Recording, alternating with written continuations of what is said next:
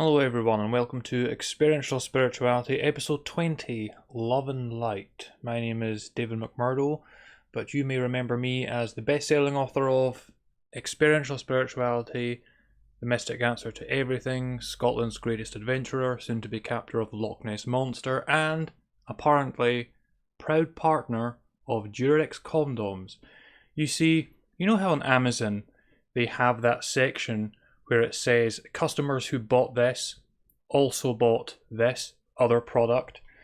Well, if you go to my book's Amazon page, for some reason it says customers who bought this item also bought Durex Thin Feel Bulk Condoms, pack of 30. Now, far be it from me to cast doubt on Amazon's algorithms or anything, but of all the people who bought the paperback version of my book in the United Kingdom, I'm going to make the assertion that a significant number of them did not in fact also by chance happen to buy that particular packet of condoms.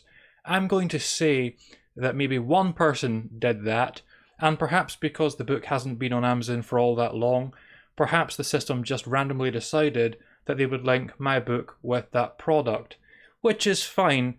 I'll just say that when I was painstakingly working on this book, certainly the most important spiritual work in 3 decades, as you know, that was not the kind of association I had in mind. Now, the funny thing is that the person who bought the pack of condoms as they bought my book could well be amongst us. The guilty party could well be amongst us. And the problem is now that whenever I look at the chat, whenever I see the familiar faces, all I'm going to be thinking is, are they the one that also bought a packet of condoms when they bought my book? Are they the one that soul-bound my book to this packet of condoms? Could have been Nicholas Holmes, could have been Tate, could have been Greta. That's all I'm going to be wondering now whenever I look at the names in the chat. But in all seriousness, if Durex are watching and they would like me to advertise their product, I'll be perfectly willing to do so. I was never one to use condoms, frankly. I tried it once in my life and I found them so awkward and uncomfortable that I never did so again, instead relying on my partners to be on birth control. I'm not saying that's a good thing, I'm just stating the fact, but I can still advertise Durex condoms. And in fact, if any company would like me to boost their product on this show, all I ask is a very reasonable £1,000 every single time I mention your product, because, you know, I don't like taking money from the individuals who watch this show, but I have no problem taking money from big corporations whatsoever. So, you know, £1,000 for every episode in which I mention your product, and we'll call it a done deal. So yeah, that's that. Very interesting connections that Amazon has drawn up there. Last week I mentioned that I started a channel on Rumble, which is another alternate video hosting site. I started a channel there and it seems to be perfectly fine and straightforward. In the past week I did the same thing on Odyssey. Now I tried Odyssey before, but it's a little bit different, it's a little bit more complicated, because it seems to have its own currency, which I don't really understand at all. Every time you upload a video, you've got to put a certain amount of however much of their currency you have into the video, and that essentially determines how much exposure it gets on the website. I mean, I understand that system from Odyssey's perspective, because you basically earn their currency by being active on their site, you know, by subscribing to other channels, by watching a certain amount of videos and so on. So I understand it from their perspective, but for me, being old school, you know, having been on this website since 2005, which has always been really straightforward, it was a bit of a learning curve. But I must say, Odyssey, I'll go so far as to say it's a suspiciously good video hosting website for how new it is, because, you know, like BitChute, for example, which I've complained about a lot recently, after all these years, videos only successfully upload on that site about 50% of the time. But Rumble and Odyssey is very strange, because they appeared one day and they're perfectly functional. Perfectly functional. And Odyssey in particular has very, very good image quality. I'd say it rivals YouTube. I'd say it's better than YouTube, and I don't understand that. I don't understand how that can be. But yeah, they're very good websites. I also restored my accounts on Parler and on Gab, just because it's nice to have them. Gab is one of those sites though where, you see, I registered on Gab when it was first created, but I didn't like it and I soon closed my account because when Gab was first created, it really was the home exclusively to those who would outright tell you that they're on the far right, and so it was a rather pointless place to be, especially for someone like me. So I soon closed my account down. Unfortunately, Gab is one of those websites where if you've taken a username, even if you close your account down, that username will be marked as taken forever afterwards. So when I opened a new account this week, I tried to claim at David McMurdo, which is what I am in most places, but it wouldn't allow that, and so I had to go for at David_McMurdo. All the links in the description box below, as is every other link you could possibly need. Nicholas says, Minds is similar. It has its own crypto, which you earn from gaining views.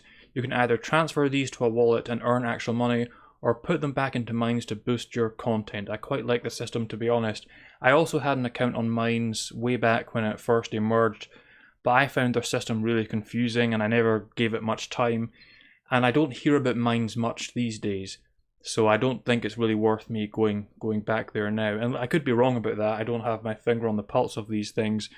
I'll say something about Parler, is that when it first emerged, it seemed to be going really, really well. It had a really strong user base, but of course they lost their host and they had to find a replacement.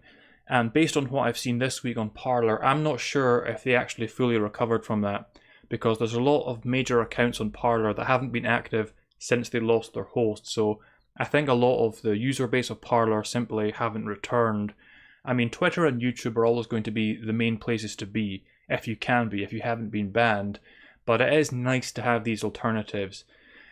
The interesting thing about Parler is the last time I used it, the reason I couldn't continue with it is that they required a mobile phone number, which I didn't have, and so I couldn't use the site, but they don't seem to have that restriction, they don't seem to have that limitation since they've returned, which is good from my perspective. Oh, hello Greta, are you the guilty one? I don't know, we'll see, because even if someone denies it, we can't necessarily take their denial at face value. So I'm going to talk about something now that I hadn't planned to talk about, because this only happened yesterday. It couldn't have been Bugsy, because he's been rendered impotent since he took the vaccine. So the only ones that could possibly be the guilty parties, it could only be Nicholas, Tate, or Greta, the ones that have appeared so far. I wasn't going to talk about this because this only happened yesterday, and this is quite personal, but I think it's important because it plays into spirituality, which is ultimately what these shows are all about.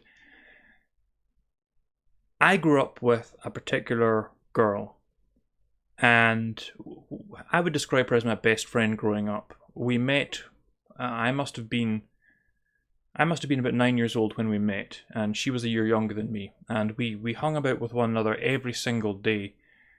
But when I was 21, about 15 years ago now, we had a falling out, and we haven't spoken since then. And the strange thing is that I can't even remember what we fell out about. I remember what was going on in my life and in her life at the time, but there was really no particular reason that we fell out as far as I can recall. We just had this vague falling out, and we didn't speak for nearly 20 years now. The other day, I had a dream about her, and in this dream, I was having a conversation with her, and when I woke up, I couldn't immediately remember whether the conversation actually happened like a month ago, or whether it was just in the dream, because when you wake up, you're collecting your thoughts and you're not sure what's going on around you. So very briefly, I wasn't sure if I'd had that conversation with her, or if it was just in the dream. And then on Friday, I think it was, I know her little sister as well, and I heard that her cat had gone missing, and I happened to have seen her cat about the neighbourhood, and so all of these things just began to remind me of her, and my conscience began telling me that it's time for you to reconcile, especially since my plans for next year, a lot of travelling planned next year, and any time you go out somewhere hiking or climbing a mountain, there is obviously an inherent danger there. But what I've got planned for next year kind of takes it to the next level. And, you know, I could easily get myself killed doing some of these things. And I don't want to... I don't have many relationships in the past that ended on bad terms. And, you know, there's this poisonous atmosphere. But that was one of them. And I began to think to myself, I don't want this to go on. You know, nearly 20 years is enough for this to be this uncertainty between us for no real reason when we were such good friends growing up. So yesterday I thought, okay, I'll take a chance. I'll contact her on Facebook. She still lives quite locally. I'll contact her on Facebook. I'll just say to her basically what I explained to you, that look, I said to her, you know, I don't really care about what happened yesterday. Never mind what may have happened nearly 20 years ago. It's been such a long time now. I don't want our relationship to end on this toxic note. I don't want there to be this animosity and this uncertainty between us. So I just want to contact you to make peace, essentially. And it's always a big risk doing that, because she could have just told me to piss off, but she didn't. Thankfully, she said, "No, I've got no hard feelings at all. I agree with you. The past is the past." You know, it's always a bit of a shame because, you know, she's got 2 kids now, and I've never met either one of them, just because we haven't spoken again in nearly 20 years. But as I emphasize in this book, and as I'll always emphasize, there's no point having regrets. Things happen for a reason, and you are where you are. And sometimes in this life, you can't put things right. You know, you don't have the power to affect great change in the world, and you can't put things right. So while you have the opportunity to put things right, it's obviously a good idea to do so. And that's why I did what I did yesterday.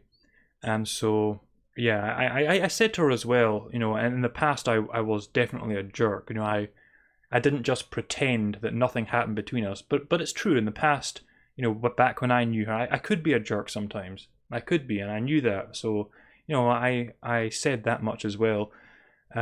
So that's it. You know, again, I said to her, I'm not asking, you know, for us to be best friends again or anything. I'm not even asking for us to be friends. I just don't want our relationship to end, because whether I get myself killed next year or I linger on for another 40 years, the chances are I'm never going to speak to this person again. And I don't want, you know, having had this closeness with her growing up, I don't want it to end just like that, to have gone out, not even with a bang, but with that kind of whimper. And so I made that clear. She was fine with that, and maybe we'll talk more. I don't know, but I'm just grateful for what I got out of that. So that's something I didn't plan to talk about, because it just cropped up in an unexpected fashion, and that happened yesterday.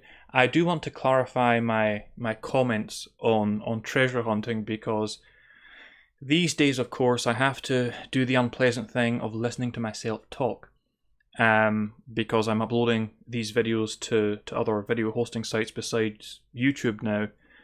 And I realised, listening to myself talk about treasure laws in this country, that I sounded a bit mercenary. So I want to explain things a bit further. As I explain in the book, for me there is a big distinction between the law and morality. Here in the Western world, for the most part, the law and morality, they coexist, but there are obviously going to be times, and there have been many times throughout history, where what is right is not necessarily what is legal, and often what is required by law is immoral. So there's a distinction between these things, and any time your conscience is telling you something contrary to the law, you've got to go with your conscience. And I believe that's the case when it comes to the treasure hunting laws here in the United Kingdom, because as I explained, if you find something, technically it belongs to the Crown, and you've got 30 days to report it, or you risk a fine or a prison sentence. So there's really 2 issues in play here as far as I'm concerned. The first issue is ownership.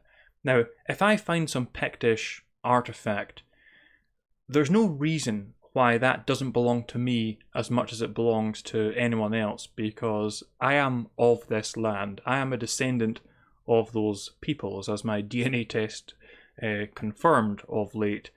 So it belongs to me as much as it belongs to anyone else in this country as far as heritage is concerned. But you might say, well, such artifacts, a Pictish artifact is actually the inheritance of everyone in your land. So it would be better if that artifact was in a museum so that everyone could appreciate it. And I agree with that, but that takes us on to the next point, which is the monetary side of things.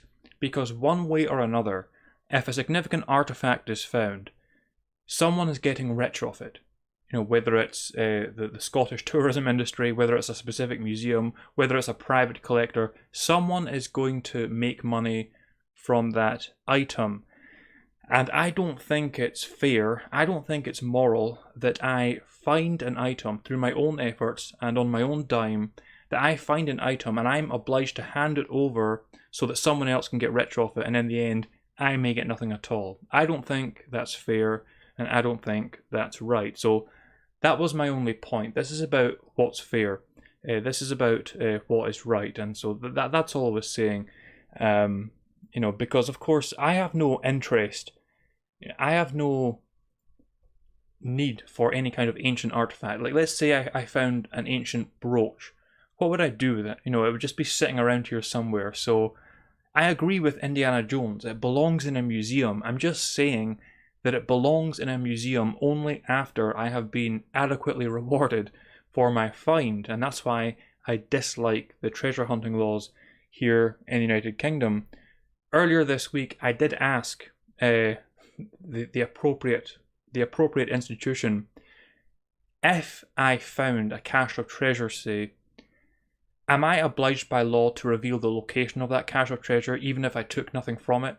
Because last week I was speaking about how I could find a cache of treasure and just refuse to reveal where it was until they paid me a significant amount of money. So I'm going to put this hypothetical scenario to them, and so I'll know what to do if I do find a cache of treasure, whether I'll mention it or not. So this show, it's only in episode 20. The first 7 episodes were very much just laying out the basics of spirituality, and that's what they were. And as the show has gone on, it's got more and more topical. But because this is only episode 20, the show is still very much taking shape. And so I've decided to have more of a structure to what I talk about. So, the first thing I talk about in the show, as I just did, is what I've been doing for the last week, any updates of the last week. Then I move on to talk about recent events. Then I've got my main spiritual topic for the week, because this is experiential spirituality after all. Then I've got the entertainment section where I take a break after speaking about one entertainment subject or another. Then I'm going to have a subject on earthly mysteries, because that's something that's always been a fascinating thing for me. And then, like Jerry Springer before me, I'll have my final thoughts. So one interesting thing that happened this week, one topical thing, there was a bit of a controversy over here in the United Kingdom, because there was this doctor on TV on this morning talk show, and she is an out-and-out communist, and she was sharing her thoughts on the vaccine, on lockdown restrictions and so forth, and her feeling is, of course, that masks should remain in place indefinitely. And one of the hosts on this morning show, he asked her whether her political stance, i.e. her communism, had any bearing on her lockdown fanaticism, essentially. And this created a massive controversy, because individuals were saying, oh, he shouldn't have asked her this, it's not relevant, he's not respecting her as a scientist. Her political views are completely irrelevant to her qualifications as a scientist, which, by the way, are not in virology, incidentally.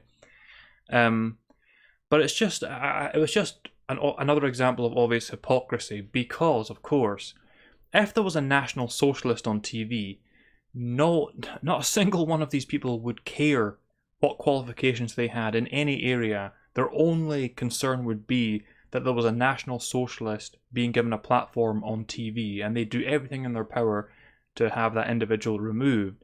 Now, communism has a far higher body count than National Socialism by a long shot, but there's this hypocrisy, and when it comes to Nazism and communism, it definitely comes down to, or at least in a large part, it comes down to the way we're educated on these subjects. Because growing up, everyone in the Western world is taught about the evils of Nazism. But communism, at least where I am here in Scotland, growing up, communism wasn't taught in that way. We weren't taught the atrocities of communism and the gulags and things like that. What I was consistently taught, and I remember this distinctly, what I was consistently taught was that communism was a good idea that just hadn't been done right.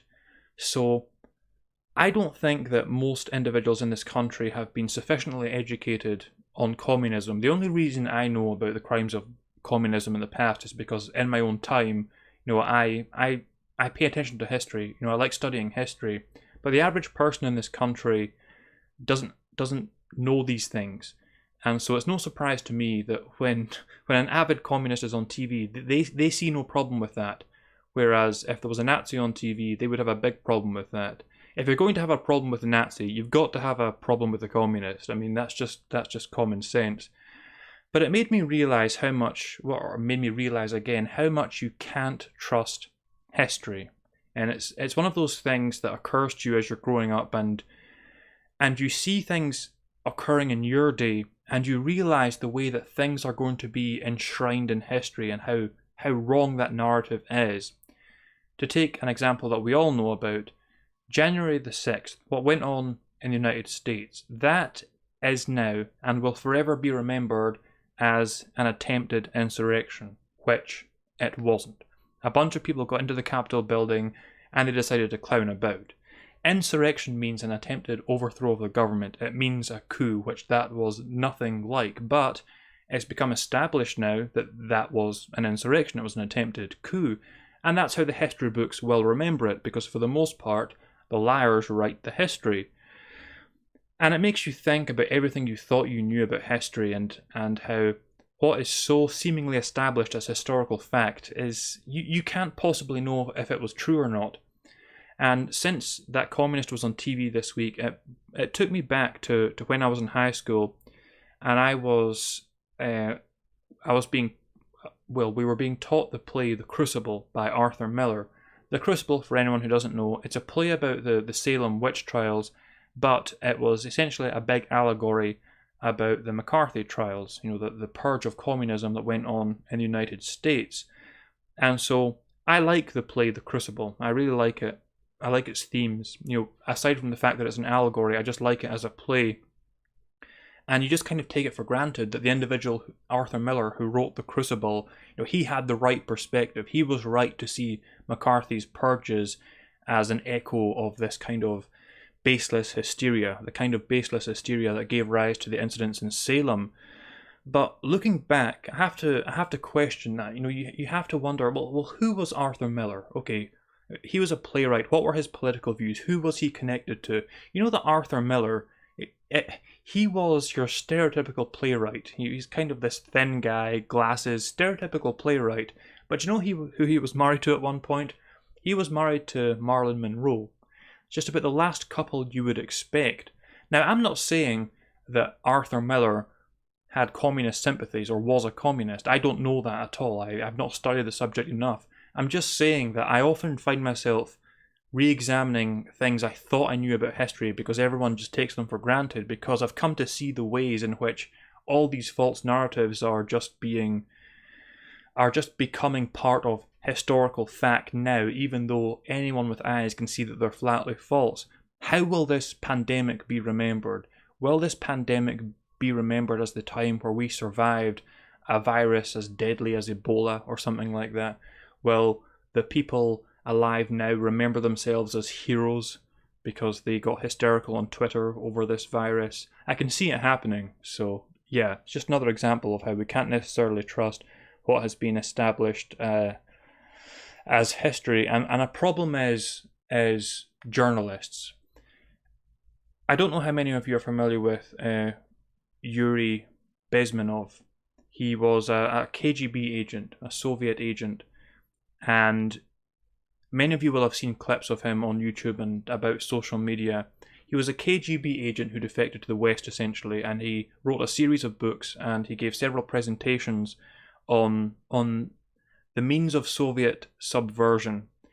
And at one point in one of his lectures, he talks about the importance of journalists in that process, in the process of subversion. And in quoting someone else, and unfortunately I can't remember who he was quoting, he made the point that, well, this other person described journalists as something like enfeebled cretins. The word enfeebled was definitely in there. That stands out to me. I remember that because you don't hear that word much anymore. Enfeebled cretins. And, it's hard to think of a more accurate description of the journalist class, as it were, even now. A lot of these individuals are profoundly stupid. They are hysterical. They are not disciplined in any way, shape, or form. That's why their mask slips so often, as they say. They are not smart people. They are not wise individuals. They are not individuals that you would look up to. The only reason you're in a position to look up to them is because they have their position within journalism. And Yuri Bezmenov made the point that it was necessary for journalists to be those kind of enfeebled cretins for the subversion to succeed, because such enfeebled cretins would just do what they were told, essentially. Yuri Bezmenov called them prostitutes. And I think that's very much what we're seeing in the present day.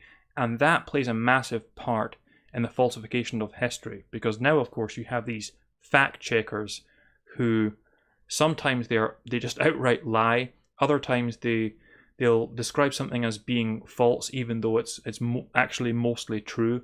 And so right before our eyes, we're seeing the way that false history is being written, and that the future generations are going to be brought up believing things that just aren't true, and that if you, as an old man or an old woman, try to say to them, actually, I lived through that and that's not how it was at all, well, they've been educated to think you're an imbecile. They've been educated to think that you're a bigot, and so they're not going to listen to you at all.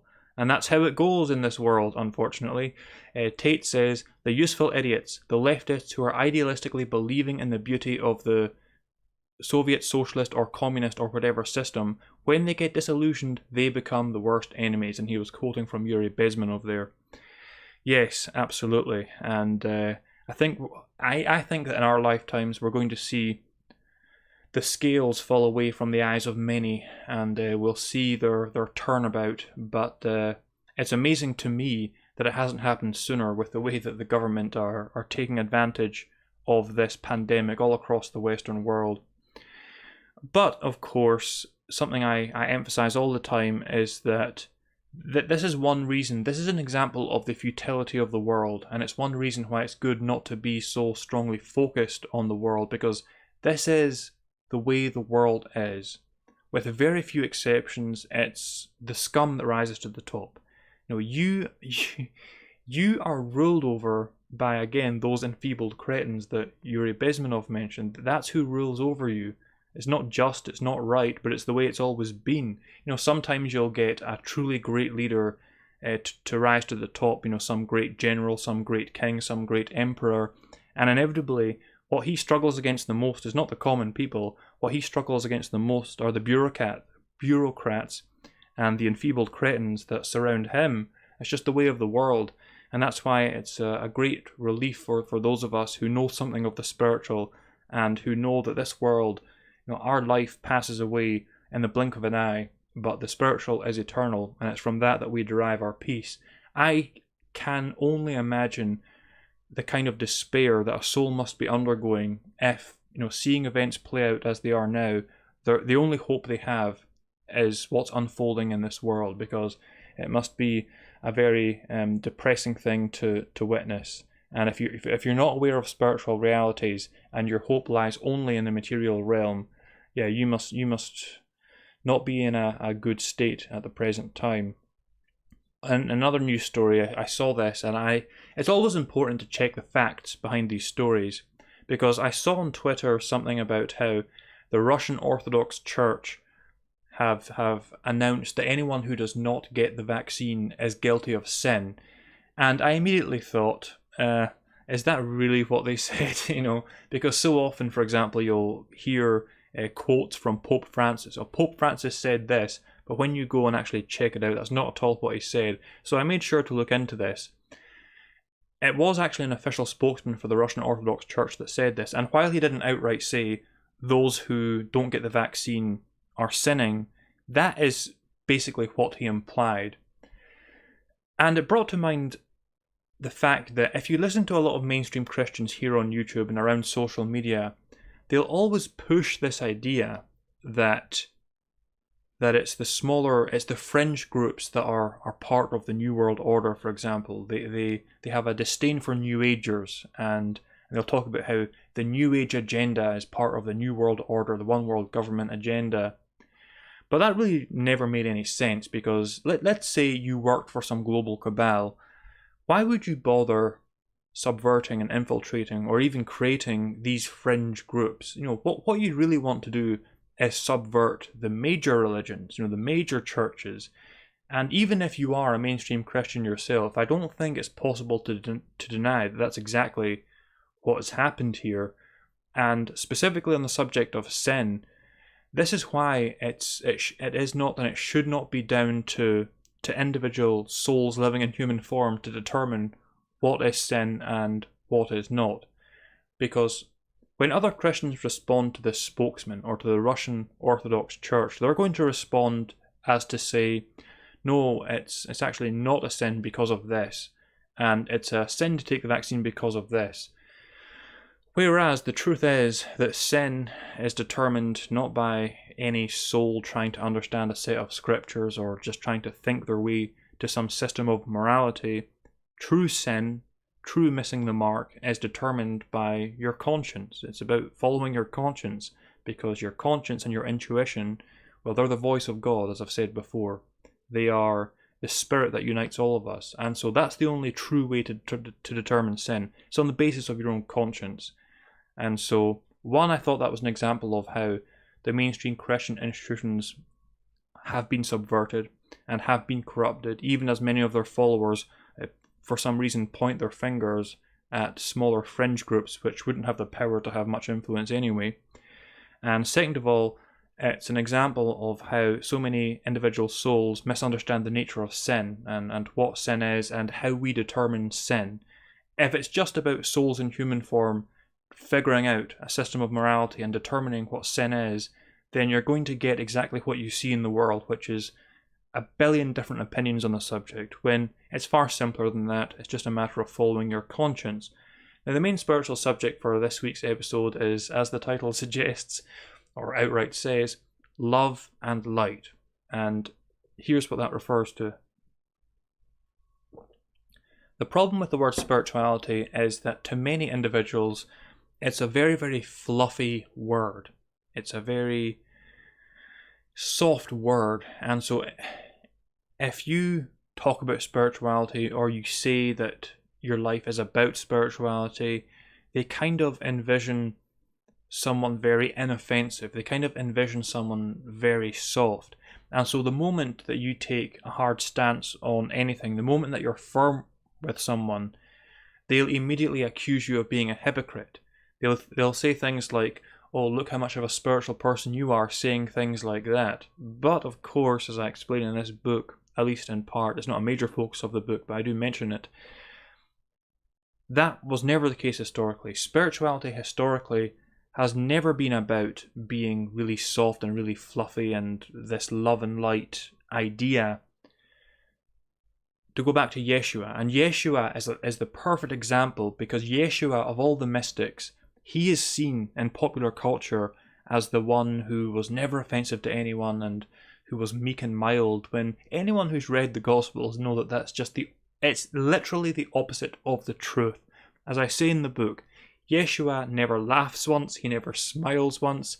The only emotion that Yeshua shows in the Gospels is anger. That's literally the only emotion he shows, except for once in the Gospel of John, where he weeps at the funeral of Lazarus. Aside from that, the only emotion that Yeshua shows is anger. This idea in popular culture that Jesus was this kind of hippie, love and light guy, is just not true biblically. And that's Jesus.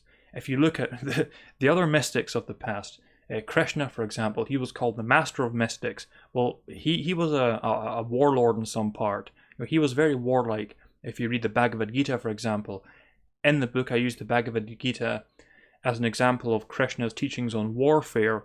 He was all pro-war. He told Arjuna to go out there and fight and kill his enemies. It doesn't really matter because no one is truly killing or dying because the soul can neither kill nor be killed. Then you look at someone like the Prophet Muhammad. Well, he was a warlord himself. You look at Moses, he wasn't love and light at all. No matter which ancient mystic you look at, none of them were reflective of this love and light philosophy. It's just not reflective of spirituality or of mysticism as it has manifested historically. This idea that spirituality is all fluffy and all love and light, it comes only from popular culture. And I've thought a lot about where it originated. And it's a hard thing to pinpoint. It certainly wasn't with the occultists of the late 19th, early 20th century. I'm talking about the likes of Madame Helena Blavatsky, Rudolf Steiner, Edgar Cayce, Aleister Crowley. It certainly wasn't with them, because they were not love and light individuals at all. And by the way, I don't regard those individuals as great mystics, certainly not on the level of Yeshua or Krishna or Moses or anything like that. I'm just saying that this love and light idea that is associated with spirituality, it did not begin with those individuals, because those individuals themselves were positively edgy compared to the love and light message, as it were.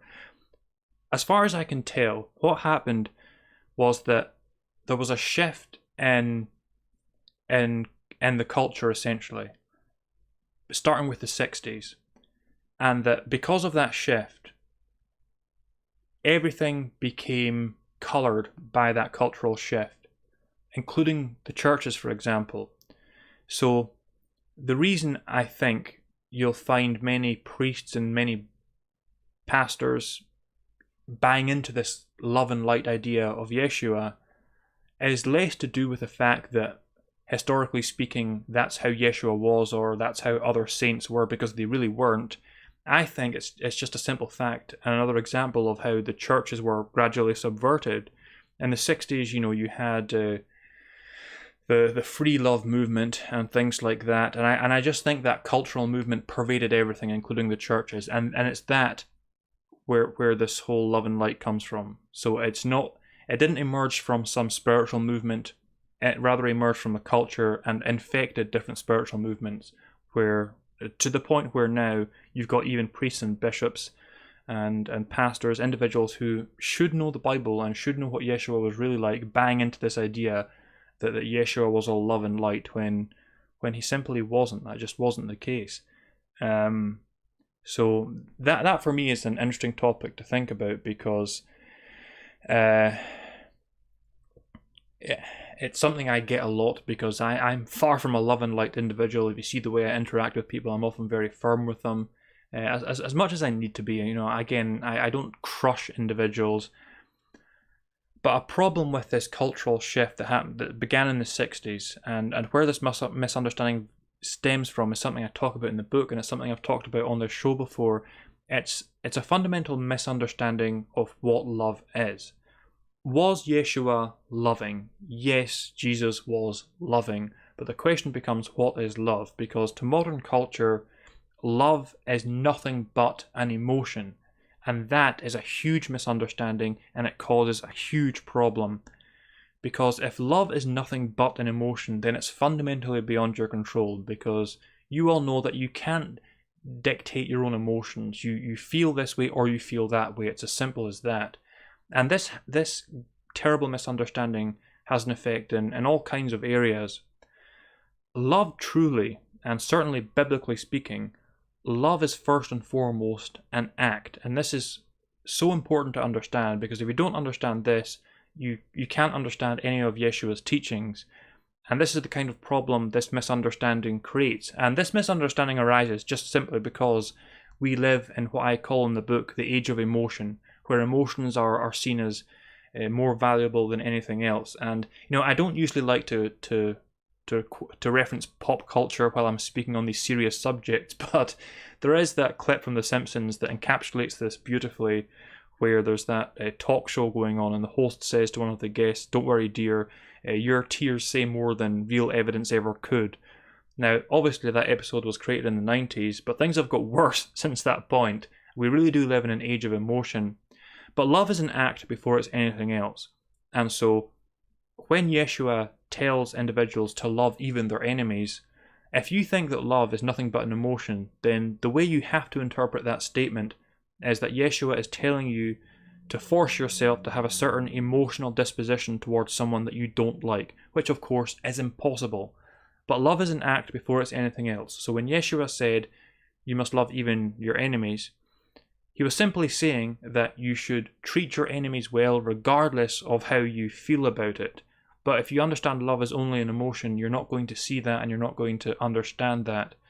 And you're going to assume that Christians must be these individuals who have these positive emotional dispositions towards absolutely everyone they encounter, which was not what Yeshua required of them, because he himself far from had a positive emotional disposition towards those he encountered.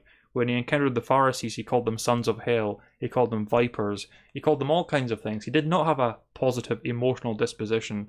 He wasn't loving his enemies in the way that he seemingly told others to.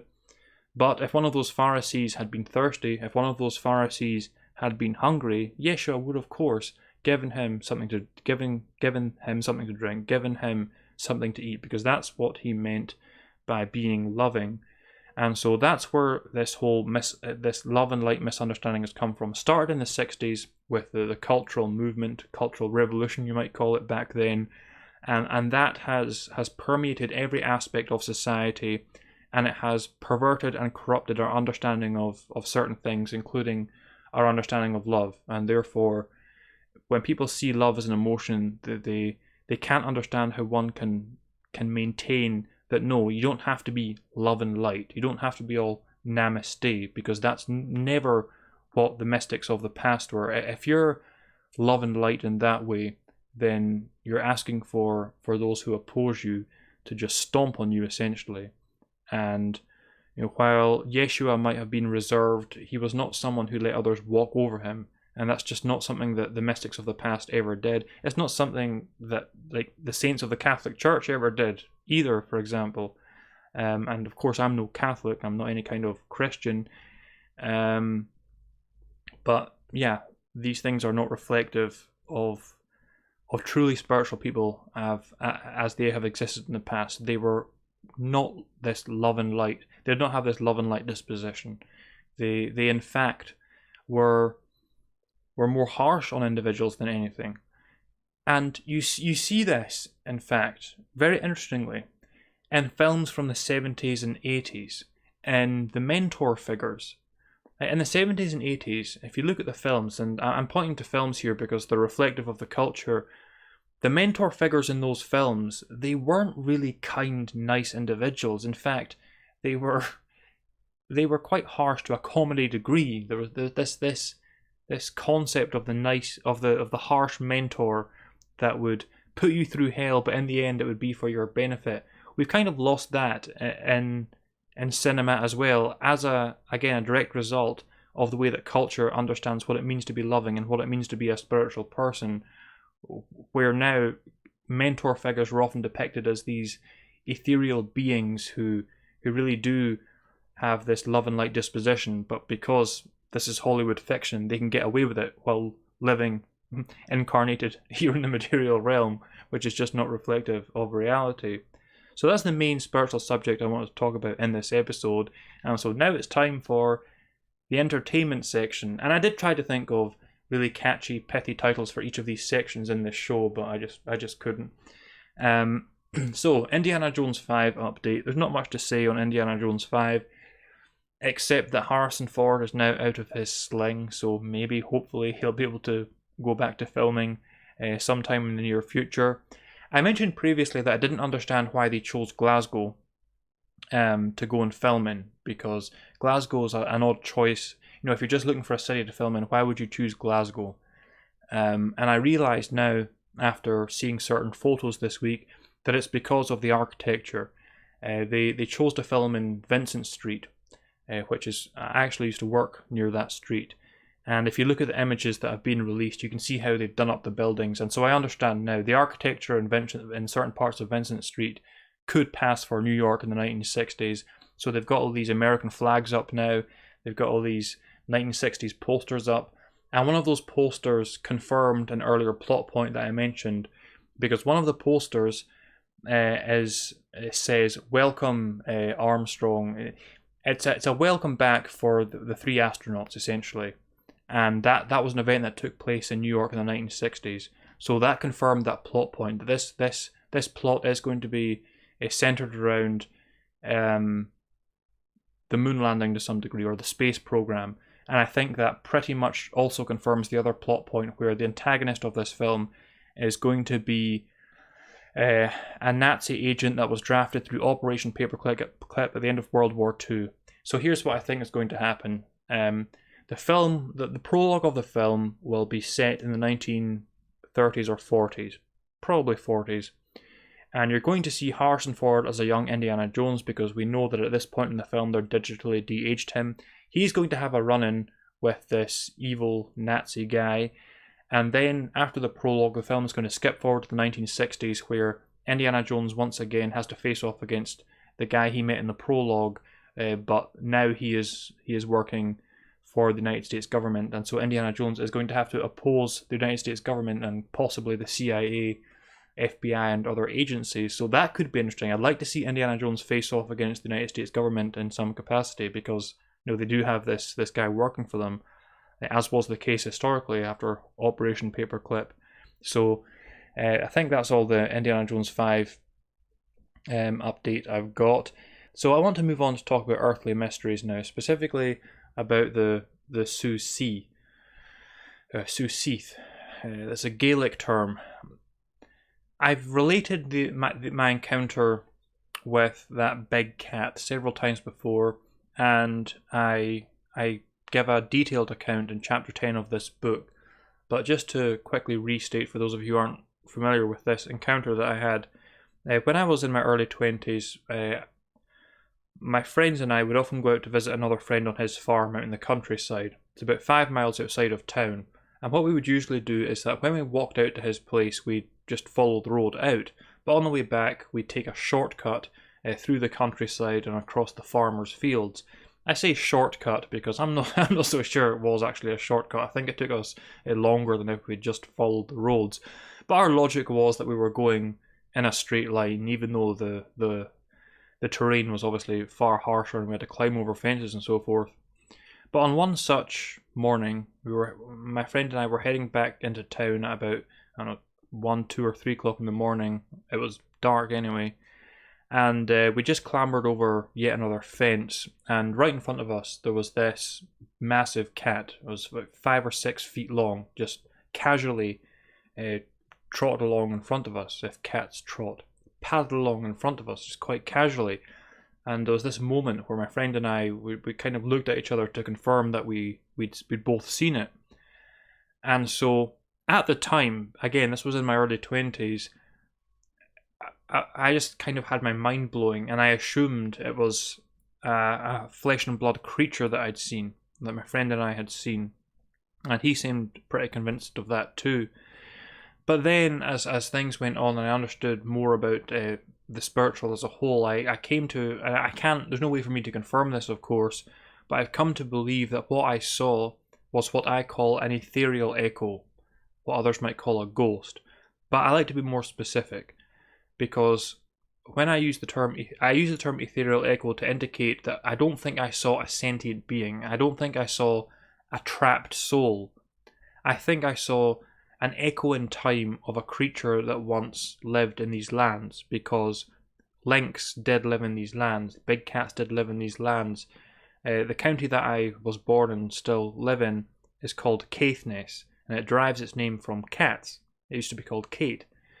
And the Vikings used to call the Picts they used to call this land the land of the cat people. And we don't exactly know why, but it seems that the Picts who lived here, they had a particular affinity for cats. Probably the lynx that still roamed there.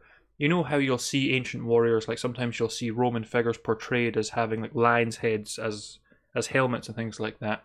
It's quite possible that the Picts who used to live in this land used lynx in the same way. But the point is that lynx haven't existed here for a long time. So I can't confirm what I saw. I'm just trying to make sense of what I saw in light of what I understand about the spiritual, and in light of the fact that I just don't see how a creature that big could still physically exist without detection. I just don't see how that's possible. And so I later came to believe it was an ethereal echo, an echo in time of a creature that had once lived here. Whether it was lynx or not, I don't know, because bearing in mind it was dark. You know, the moon gives off a surprising amount of light, but it looked pitch black to me. Frankly, it looked more like a jaguar than anything else. But I'm not an expert on big cats, and I don't know if lynx can be black or not. But it seemed black to me. All I know is that, again, it was about 5 to 6 feet long. It was gigantic, and that's obviously what gave my friend and I pause, let's just say. But another fact of this account that kind of lends credence to my idea that this was an ethereal echo is that it didn't notice us. It didn't even look at us. It was as if we weren't even there. And I just think that a real flesh and blood cat would react to the presence of two humans standing no more than 6 feet from it. So I can't know for sure. I just have to try and decide based on my own judgment, essentially. But I later discovered something far more fascinating that relates to that encounter that I had, which is that in the folklore of the Scottish Highlands, there is something traditionally called the Sioux Seath. You could also pronounce it Sioux Sith, I guess, but it's Gaelic, so I assume it's going to be Sioux Seath. And these were ghostly cats, phantom cats essentially, and they were said to curse individuals. If you encountered them, you were cursed. It could even be that in some way that's where the idea of a black cat crosses in front of you, it's bad luck. Maybe that modern myth originated in some similar aspect of folklore. I don't know. But I was fascinated to find that, because if I'd known about that legend of the Scottish Highlands, if I'd known about that folklore, when my friend and I had that encounter, my first thought would have been, I've just seen one of the Sioux Seath. So it's interesting how these strange encounters, they kind of, more light is shed on them. You can look back on them in hindsight, and in some strange way, even though we're dealing with the supernatural, you can somehow, or at least attempt to make sense of what you've seen. A big problem for me, well, it's not a problem. I don't really have problems, but one issue is, let's just say, isn't it funny how we're naturally conditioned to speak a certain way and to say certain things? And I'm trying to consciously break out of that. Like, if someone gives you bad news, you'll naturally say to them, "Oh, I'm sorry to hear that," but why are you sorry? Things like that just don't really make sense. And obviously, in that particular example, you're trying to express sympathy, but yeah, I'm not really sorry for anything in that way. A great problem is, with me in particular, is that I have so many accounts of these weird incidents happening. Whether it's my original spiritual awakening, my encounter with the Sioux Seath, all these things that happen, is that I feel that when someone hears me talk, the more stories I share of strange encounters, the less credible I become. In fact, the introduction to this book was a late addition, because I originally had no introduction at all, because I've never really liked, or the foreword, I've never really liked forewords, introductions and so forth. So originally I didn't have one. Then I wrote my first foreword, and it was very different to the one that exists now. And in that foreword, I pointed something out, which is that when I was really young, I always was fascinated by the great mysteries of the world, by the paranormal, by the supernatural, and that led me on to a fascination with the spiritual, which makes sense because, as I say, it's the great mystery from which all other mysteries come. But sometimes I'd be reading a book that someone had written about a particular supernatural mystery, and it might it might start off quite credible in my mind. I'd think, okay, this guy sounds very credible. But then he starts conveying all these amazing supernatural encounters that he's had. He encountered an alien over here, he encountered a Sasquatch over here, he encountered a giant kraken over there. And then you begin to think, okay, how is this individual having all of these supernatural experiences? Any one of these incidents would be enough for the lifetime of your average soul. So how is this individual in particular having all of these strange encounters? And I remember reading such books when I was a kid, and just feeling that when someone just so happens to have all these amazing encounters, it just kind of ruins their credibility a bit, because it seems like, well, if they're having so many encounters, surely the common denominator here is that individual. Surely they've got a very active imagination, or they're very eccentric or something like that.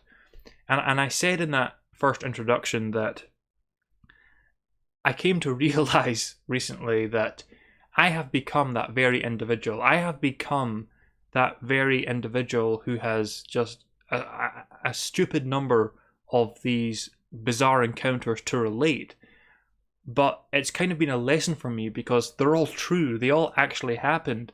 So in retrospect, I look at my younger self, and as understandable as his skepticism was at the time, the fact is it does happen sometimes. And maybe it has something to do with the individual themselves, but the fact is I just happen to have certain accounts to share of things that definitely did happen.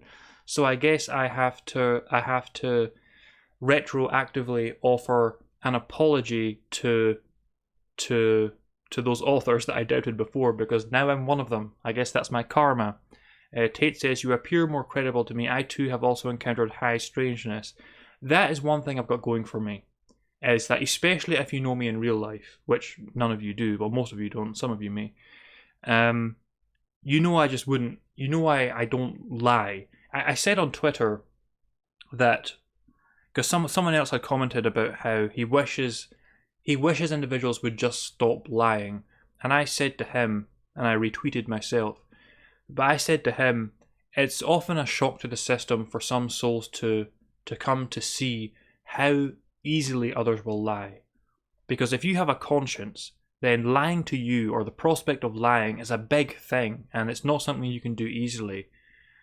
And if you then encounter someone who has just flatly lied to you, and they seem to be able to lie as easily as they breathe, that can be a shock to the system, because any individual, or most individuals who are in touch with their conscience and who would have a problem with lying, because they're that way, they can't imagine other souls not being that way. They can't imagine other souls lying as easily as they breathe. But the fact is that they do exist. But the good thing about me, thankfully, is that, in my youth, I've done all kinds of things wrong. I've been a complete jerk at points in my teenage years and early 20s. I'm not without sin, as it were, of course. No one is, growing up in the physical realm, going through the process of physical maturation. I've done plenty wrong. I've disappointed a lot of individuals in my lives, but I've never been a liar. Absolutely never. And so anyone who knows me, and that's, by the way, how I can, and why I've always been willing to operate out in the open. When I'm here on YouTube, I'm using my real name. When I'm on Twitter, I'm using my real name. I've never had any need to segregate my online life from my real life. Because if someone from my real life was to watch one of these videos or look at what I'm saying on Twitter, they know perfectly well that's who I am. There's not an internet David and a real life David. And so that's one thing I've got going for me, is that no one can, even if someone hates my guts in real life, they can't accuse me of being dishonest. And so that's one thing I've got going for me. Even though I realise that it seems crazy that I'd have all these accounts, the one thing I've got going for me is that anyone who knows me in real life wouldn't doubt it. They might think I'm a little bit nutty or whatever. They might think I'm a little bit eccentric. And I definitely am eccentric at times, I suppose. But what I'm saying is the absolute truth as I understand it. But it is an issue that arises. And Neurocraft is quoting Yeshua there from when he's speaking to Nicodemus. If I have told you earthly things and you do not believe, how can you believe if I tell you heavenly things? And so that is an issue that arises, is that, yeah, the more you experience, the less other individuals typically are going to believe you, because just one of those experiences, it seems, would be enough for a lifetime. But it is what it is. And I've mentioned many times recently that, I am, even though to a lot of individuals, if someone's life centers around spirituality as mine does, they couldn't be a skeptical individual, because in the modern day, in the modern secular West, there are some souls who view anyone who has an active spirituality as somewhat naive or somewhat gullible. But the fact is, I am a very skeptical individual, and I want the truth, so I don't want to deceive myself, never mind anyone else. And so I wanted to talk about things that I have changed my mind on as I've grown and developed. Because as I think with most souls, when they're young in mortal form, I used to, when I was a kid looking into all of these worldly mysteries, I tended to just believe whatever the last thing I read was. So when I was reading my books on Atlantis, if I read one book that argued that Atlantis was in Turkey, for example, I think, oh, that's a great theory, that must be where Atlantis is. But then, if the next book I read asserted that Atlantis lay beneath the Azores, then I'd be like, well, that's definitely the right theory. I was because as a kid I had a very active imagination, as every kid does. That's part of the innocence of childhood. It's part of the innocence that a soul still retains when it's still in a young mortal form. I explain that in the book, chapter 3. I was kind of like Fox Mulder, I want to believe, and as a kid, as a naive kid, I was very ready to believe these things, and so I tended to just accept things. So, yeah, I believed in Atlantis immediately. Whatever theory I heard about last, except for the Mediterranean theories, I never liked them. I tended to believe the crystal skulls were something that I bought into immediately. There was a book written in 1997 that I loved as a kid. I say a kid, but I was a teenager by this point, or coming into my teenage years when it was released. It was called The Mystery of the Crystal Skulls, and it was written by this couple whose names I forget, but I think one of them was called Seri. And they travelled the world, and they were trying to uncover the truth about the crystal skulls. And the whole book essentially revolved around the Mitchell Hedges skull, which is the most famous of the crystal skulls. And it's associated with Atlantis, aliens, and so forth. So in this book, they travel to different parts of the world with a particular focus on Central America, where they encounter descendants of the Mayans, because the Mayans are associated with the crystal skulls because it's said they were Mayan artifacts, and they ended up speaking to all of these tribal chiefs and all of these descendants of the Mayans, and these tribal chiefs outright tell them that yes, the crystal skulls belonged to their Mayan ancestors, but they actually came from Atlantis originally, and they had been crafted by extraterrestrials. And so I really bought into that as a kid, because in my naive way of thinking, I was like, okay, well, look, these two have gone about the world to discover this truth, and they've spoken to actual descendants of the Mayans, these widely revered tribal chiefs, these individuals who are looked up to as being really wise. And so why wouldn't I believe it, essentially? That's the way I thought as a kid. So I fully bought into the crystal skulls thing. Of course, what I didn't realize was that some wise Native American medicine man can be making stuff up as much as anyone else can be. And the truth of the crystal skulls is that there's nothing to it. I mean, when you look into it, it's disappointing, because again, like Fox Mulder, I want to believe, but you've got to be honest about these things. And when you really look into it, there is nothing to it. It's the most famous crystal skull, as I said, was the skull that was found by Mitchell Hedges. But it was actually his daughter Anna that supposedly uncovered it in some Mayan ruins. But when you look into that account, things don't add up. And in all likelihood, what happened was that the crystal skull was made somewhere in some factory, and the Hedges essentially planted it there and claimed that Anna had found it, when that was almost certainly not the case. And that is the only, by the way, that is the only crystal skull that could arguably have some kind of ancient origin. Every other skull that has been subjected to analysis, that has been subjected to testing, it's proven to be a modern invention. So unfortunately, there's nothing to it. As much as I would love to believe that the crystal skulls, see the legend that is put across in the book, and this is another thing. In the book, this legend is put across where you've got 13 crystal skulls that were made by extraterrestrials, came from Atlantis, and what is supposed to happen, and bearing in mind that this book was written pre-2012, what is supposed to happen is that you take the 13 crystal skulls together to a particular... No, you place the 13 crystal skulls atop 13 pyramids, both in Central America and in Egypt, in time for 2012, and then some kind of secret knowledge is revealed. There's some kind of great awakening. That is the story they put across in that book. And the reason I began to, even as a kid, I began to doubt this account is that I could find no account of that legend anywhere. The legend of the 13 crystal skulls. I mean, you can look it up for yourselves. Try and find a legend of 13 crystal skulls that are meant to be put atop pyramids at a certain time. You can't find it anywhere. It's not in Mayan mythology. It's not in the mythology of the Egyptian peoples. It's nowhere to be found. The only place I found that legend is in that book and on certain places on the internet. That's the only place you'll find that legend. And that's obviously because the legend can't exist without the crystal skulls, and the crystal skulls were made by modern technology in the late 19th century, in the Mitchell Hedges one at least. So if there's no crystal skulls, there can be no legend predating the 19th century. And so piece by piece, as much as I'd love to believe that legend, it all fell apart. And yeah, I have no. Again, I want to believe that legend is genuine, but it just isn't. And as for Atlantis, I don't know. I do think that when Plato, because the account of Atlantis comes to us in two of Plato's dialogues, the Timaeus and the Critias, and some will argue that, well, Plato wasn't basing Atlantis on a real place that actually existed. He was just making up a society he was just making up a history to put forth his points regarding the ideal society. Now, I actually disagree with that, because Plato goes into such detail in his dialogues about how it was his ancestor Solon who heard about Atlantis from Egyptian priests and Sais.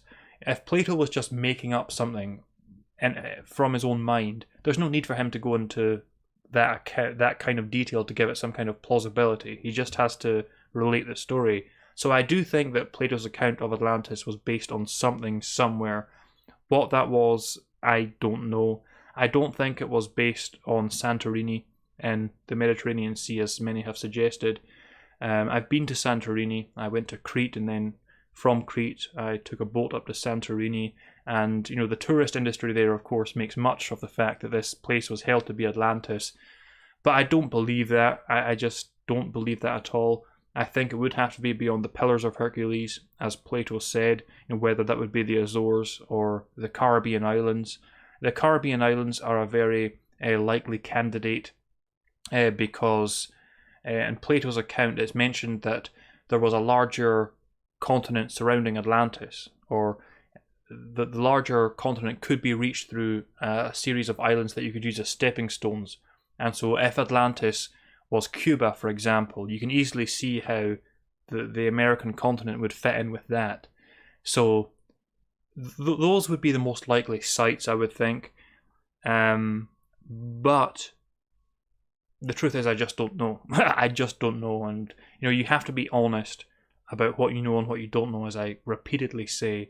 And while I can talk all day about spirituality and my certainties about spirituality, and I can relate accounts of supernatural encounters that I've genuinely had, I don't know where Atlantis was. Do I think it was a real place? Yes, but I don't have a clue where it lay. And to be honest, I don't think about it too much these days. I spent the first half of my life obsessing over the subject of Atlantis. I know everything there is to know about it. I know every theory. I know what Edgar Cayce had to say about it. I know what Blavatsky had to say about it. I know what Steiner had to say about it. I know what everyone had to say about it. But I'm left with nothing, with no certainty whatsoever, unfortunately. Nicholas says, those aliens sure love to be creative when cooking meth, didn't they? Leo Wheeldon said, Have you looked into Graham Hancock? He has interesting views on Atlantis. I personally think the site of Atlantis was at the Eye of Sahara in Mauritania. Yes, I've read every one of Graham Hancock's books. He was one of my favourites as a kid. And I've also heard of that theory, of course, in Mauritania. There's a guy on YouTube who does these videos about ancient mysteries, and he did a very compelling documentary about the idea that it was in Mauritania. And you can see how it could be, but again, I just don't know. Someone would have to go out there and dig things up. But the problem with Atlantis is that how would you know if you found it? How would you know if you found it unless it matched Plato's description exactly and there was no way it could be anything else? That's the problem. Nicholas asks, what are your thoughts on Mu and other lost continents? Funny thing about Mu, this is a nice little story. I once met a Danish sailor. And by the way, I'm the kind of guy who, in real life, I can't stand small talk. So if you're going to have a conversation with me, we're going to be speaking about the deepest subject matter within 2 minutes, because I have no time for small talk at all. If someone starts small talk with me, it may seem rude, but my eyes just kind of roll in my head. I just can't be bothered with it. It's just a waste of my time. So I'm going to speak to somebody. We're going to speak about something real. So I met this Danish sailor, and I got talking to him, and in about this was in my mid-20s, I would say, and so in about 5 minutes we were speaking about lost civilizations, because at that point I was still really fascinated by those things, and I expressed some frustration to him that I couldn't. There was one book that I couldn't get my hands on, and it was The Lost Continent of Mu by James Churchward. He's the one who really popularized the idea of a lost continent in the Pacific Ocean. And so I met this Danish guy, and I had one conversation with him, and we parted ways. He was sailing around the world essentially. About a week later, I get something in the mail, and it's a copy of that book, The Lost Continent of Mu by Sir James Churchward, or just James Churchward. This guy had arrived in port somewhere in some part of the world, and he'd been in a shop and he'd seen the book I had wanted to get, and he'd sent me it. So yeah, that was a very nice thing, and I've actually got it through in my bedroom there. But no, there was obviously something going on in the Pacific Ocean, because of course you've got Easter Island with all of those statues. They came from somewhere, and it would suggest to me some kind of high civilization. But again, you've got so little to go on. You'd really have to spend billions and billions of pounds to uncover anything, unfortunately. Yeah, Jimmy from Bright Insight, that's the guy who made those great videos on the Mauritania theory, and he's really invested in it. He's really bought into it. And it may be right, but I'll just never know. My point is that even though I do relate all these stories about supernatural encounters and so forth, I am very skeptical, and I wanted to share some examples of times where I have changed my mind on things. Where in this case, I bought into things when I was a kid, as most kids do, and as I grew up, I began to see the flaws in the theories, and because I saw the flaws, I rejected them, even though I didn't want to on a personal level, because again, I want to believe in this great legend of the Crystal Skulls. I want to believe that Edgar Cayce, for example, was totally right about Atlantis, and that the continent was destroyed in 3 separate catastrophes, and that they had nuclear weapons. They once waged a war against what were essentially dinosaurs, which is something that Edgar Cayce actually said. I was once a fully paid up member of the Association for Research and Enlightenment, which is Edgar Cayce's foundation over in Florida. And I actually had access to the Edgar Cayce archives, because most books about Edgar Cayce, who was called the Sleeping Prophet, they focus on a particular subject. So you'll have a book called Edgar Cayce on this subject, and so you'll see all of his readings on that subject. But when I was a member of the Association for Research and Enlightenment, this was in the early days, they had this Edgar Cayce archive where you could read every single reading he ever gave, and I spent months scouring his readings. So I'd love to believe he was right about Atlantis and things like that, but No, I just don't think he was. There are big problems with Edgar Casey. Big problems. I'll give you one example since we're on this subject. So, in one of his readings, this is a big problem for the ARE, the Association for Research and Enlightenment, and I'm giving you rare insight here. I'm giving you rare knowledge here because you won't hear this much, but this is absolutely true. So Edgar Casey, he lived in the early part of the 20th century. As I say in the book, the early part of the 20th century was a very powerful era because you had the likes of Casey, Blavatsky, Crowley, Steiner and so forth. These powerful occult figures just emerging all of a sudden. But in one reading, Edgar Casey, what would happen is that Edgar Casey would fall into a trance and then individuals would come and ask him questions. Now, I have no doubt in my mind that Edgar Casey was genuine in that he would go into these trances and he would give the answers. I don't think he was faking it at all. I would say that with 100% certainty. But the real question is, what are the value of his readings? And here's a big problem for the ARE, is that in one reading that Edgar Casey gave, I can't remember what question he was asked, but he basically articulated that black individuals are not as spiritually advanced as white individuals. That it was something about how, because Edgar Casey believed in reincarnation, and he basically articulated in giving this answer that black people were less spiritually evolved than white people, and therefore the souls in them would be younger souls. Now, of course, in the modern day, in the current climate, that kind of view, you'll get murdered for outright stating that. So this is something that the Association for Research and Enlightenment were forced to address at one point, and they had to address it because, again, of the way things are in the modern world.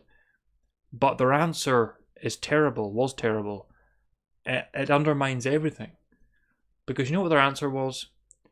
Their answer was that, well, sometimes Edgar Casey's answers reflected the attitudes of the individual asking him the question. So what they're essentially saying is that Edgar Casey gave a racist answer because he was being asked a question by a racist. Okay, here's the problem with that. That means that you can't trust anything that Edgar Casey ever said. Because if Edgar Casey's answers are in some way reflective of the individual who's asking the question, that means that all of his answers are completely tainted now, and you can't separate what is genuine divine revelation from what is just influence from the individual who asked him the question. And that, when I found out about that, that was the end of me and Edgar Casey. That was it. That was just one more thing I dearly love to believe in, but the facts are what they are, and because whenever individual cast doubt on Edgar Casey, they'll typically refer to the fact that some of his prophecies haven't come true, which is true. He said Atlantis would be found Atlantis would rise in 1969. Now, it just so happens that they found Bimini Road at that time in the Caribbean, so his supporters will say, well, Atlantis kind of did rise at that time because Bimini Road was found. Okay. But there were other prophecies of his that clearly haven't come true, and the response his supporters will give, similar to the way they respond to the race issue, the answer his supporters will give is that, well, the thing is that we can change the future. So a prophecy might have been true when the prophecy was given, but mankind's actions have altered the future. But then that renders the whole that, just like the previous answer, that renders the whole point of giving prophecies irrelevant. There's no point in giving a prophecy that has a certain probability of coming true. That's not how prophecies were in the ancient world, and it's no more than anyone else can do. I can make that kind of prophecy about anything. I can say, yeah, there's a certain chance that this will happen, and if I'm right, I guess I'm a prophet. If I'm wrong, well, we change the future. So, yeah, there's all kinds of problems with Edgar Casey, and so that was one more subject where I had to say, okay, I want to believe, but the facts, I I am skeptical about these things. I want the truth. I don't want to deceive myself, and the facts are really stacking up against Edgar Cayce here. There's big problems here, and so I haven't, even though I know all about Edgar Cayce, I know his life story, and I'm sure he was genuine from his perspective. I don't ascribe much worth to his readings, unfortunately. I wish I could, but again, the facts are what they are, and even what I've shared with you in this stream should be enough to give anyone pause for thought about the legitimacy of his prophecies. But that answer that his readings were sometimes influenced by the attitudes of those who were asking the question, I mean, you have to give some kind of answer on the race issue and what Edgar Cayce said about race, but I think that's the worst possible answer you could give, because it undermines absolutely everything he ever said, unfortunately. Bugsy says, spot on, David. I need 3 Viagra a day. I swallow one. I swallow and one under each eyelid to get going since the wife enforced vaccine participation. Oh, Bugsy, you said you were in Glasgow. Have you been down to visit the set of Indiana Jones yet? That would be kind of interesting. I'd be down there if I lived in Glasgow still. I wish I could remember what the street I lived in Glasgow, but I can't. I just know it was out towards the West End near Annisland, and it was a terrible, terrible neighbourhood to live in. It was dominated by Neds, essentially. Red-haired gibbon. I love that username. The next ice age is coming. Glaciers will grow and shorelines will recede. Atlantis shall rise from the watery depths. We'll hope it happens in my lifetime, because I'd love to see that. Marcus said, I had my palms read once. Went as a goof, but 25 years later seems legit. I know the legitimacy of the tarot just from my own experiences. And, I had a girlfriend once that we only met because of a tarot reading she got from someone else. Because she got this tarot reading, and she was told in that tarot reading, because she liked to travel about Scotland. I'm not going to share that detail, in fact. But she liked to travel about Scotland, let's just say. And she went for a tarot reading, and she was told to go to come to the town I lived in particular, because there she would meet her next partner.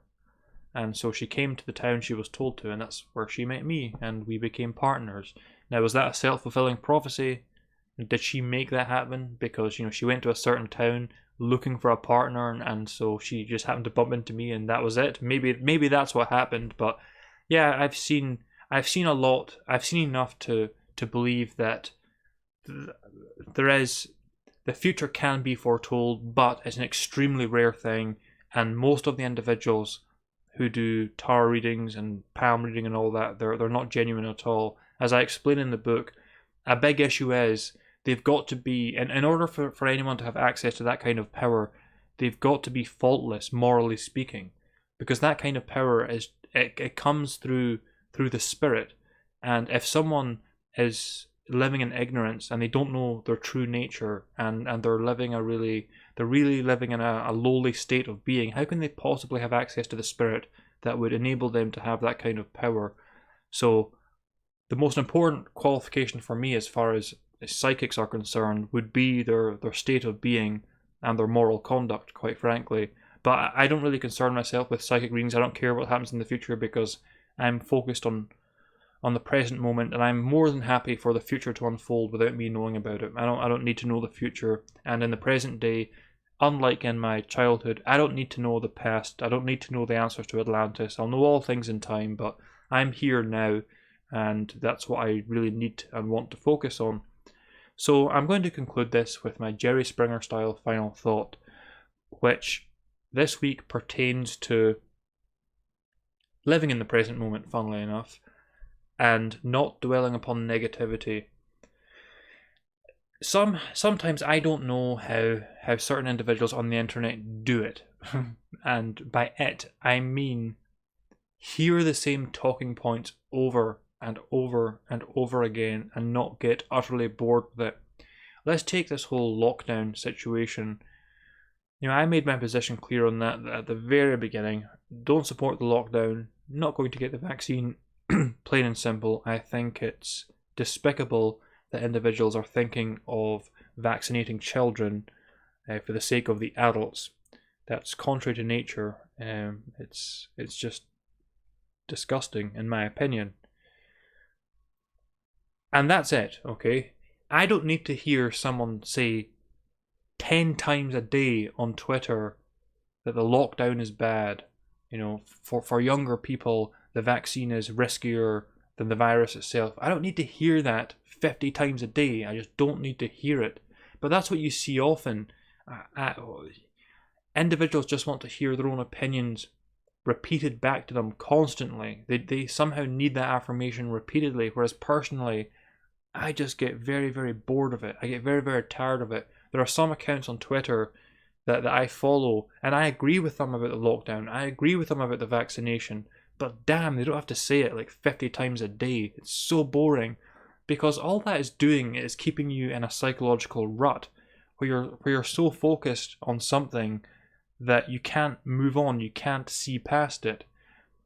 As much as individuals talk about how the government lockdown has stolen a year and a half of their lives, actually the truth is that they have stolen their own lives. They have deprived themselves of living their own life, because I'm living under the same lockdown they are, and the government haven't stopped me doing anything. I've still been enjoying myself. I've still been doing everything that I want to do because I made the choice to do that.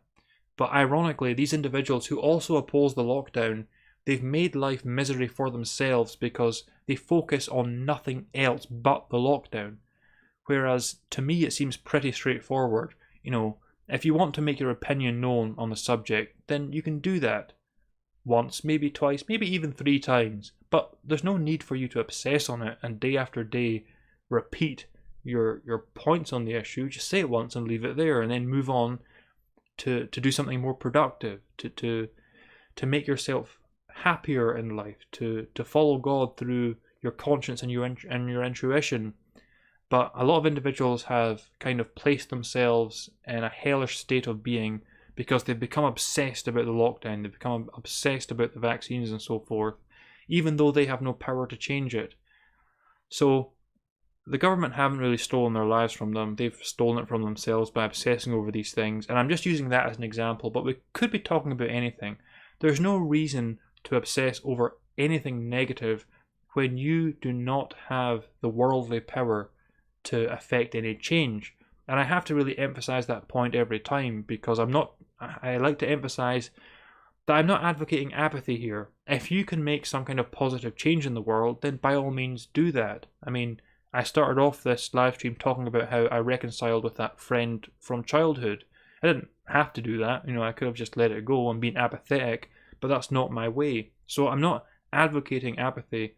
I'm just saying to recognize the limits of your influence, and to recognize when your focus on something is becoming detrimental to your experience of life. And unfortunately, a lot of individuals don't recognize that. And a lot of it could be psychological as well. Some individuals do actually, in a perverse way, enjoy suffering because self-pity is a sweet tasting thing, and they like the idea that they're being oppressed because it plays into their idea of who they are, and things like that. And that's fine if that's the kind of games they're playing with themselves, and that's the kind of games they want to play, they can go at it. It's not going to make any difference to me. But for those who don't want to be miserable constantly because of external affairs, there's no need for you to be. You just remove your focus from them and place your focus on something more productive, something that is going to improve your state of being instead of proving to be a complete detriment to it. And so I think I'll leave it there for now. I haven't quite gone 2 hours yet, but unless there's any other subjects at hand, I think I've said everything that I need to say, which is strange because I felt that I had because I always have my show notes, and you know, it's not a script, it's literally just notes about what I'm going to talk about, because I like to speak organically. So my show notes will say something like, for example, my show note as far as my cat encounter is concerned, it literally just says cat Seath. That's all it says. And so when I look at that note, I know that's the subject I'm going to speak about now, because the show notes are just there to make sure that I speak about things in a certain order in order to give each episode of the show some kind of structure. That's all they're there for. And Nicholas says, thanks for a great show again, David. Well, thank you for showing up to you and to everyone else. I think I will leave it there. There's no point dragging things on. So, yeah. I ordered 3 copies of my book this week. Because you see this copy here that I've got propped up in each episode. That's an older version, and I only made revisions to the book 2 weeks after 2 weeks that it was made available on Amazon, because again, it was my first time going through the process, and I realised in hindsight that I need to change certain things. But this, oddly enough, I haven't actually got any copies of my own book since I made those final revisions all those months ago. So this week I decided to finally order 3 copies, just to have them lying around. Eurocraft says, take care of yourself and each other, and may your moment be mystical. You know, I might stop doing my sign-off now. Maybe there's no need for a sign-off. Tate says, thanks David, and thank you Durex. Yes, thank you Durex. Especially if you do agree to join me in some kind of partnership, as I said earlier. I've got no problem with that. So, I'll see you next week.